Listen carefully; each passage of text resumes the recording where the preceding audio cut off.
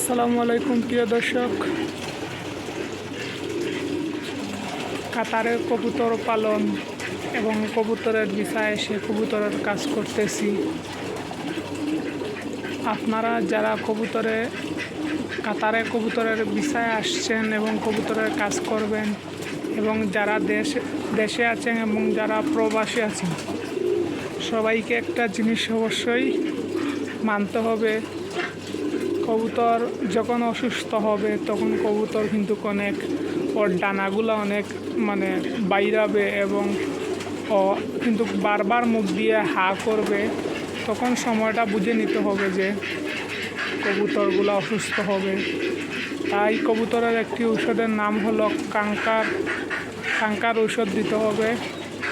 এটি হচ্ছে কাতারি নামে, এই রোগটার নাম হচ্ছে টাঙ্কা রোগের ওষুধ 3 দিন পর্যন্ত চলতে হবে এবং যত্ন নিতে হবে। সবাই ভিডিওটা বেশি বেশি শেয়ার করে দিবেন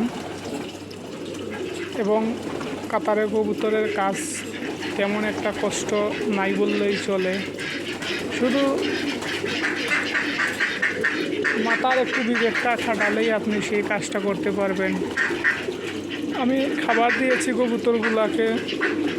কবুতরগুলা খাবার খাইতেছে, পানির ব্যবস্থা করতেছি। প্রিয় দর্শক, ভিডিওটা না টেনে পুরো ভিডিওটা দেখে একটা লাইক, একটা কমেন্ট, একটা শেয়ার করে দিবেন। সবাই ভালো থাকবেন, সুস্থ থাকবেন। গরমের মধ্যে যে যেখানে আছেন নিজের যত্ন নেওয়ার চেষ্টা করবেন ইনশাআল্লাহ। আসসালামু আলাইকুম রহমতুল্লাহ।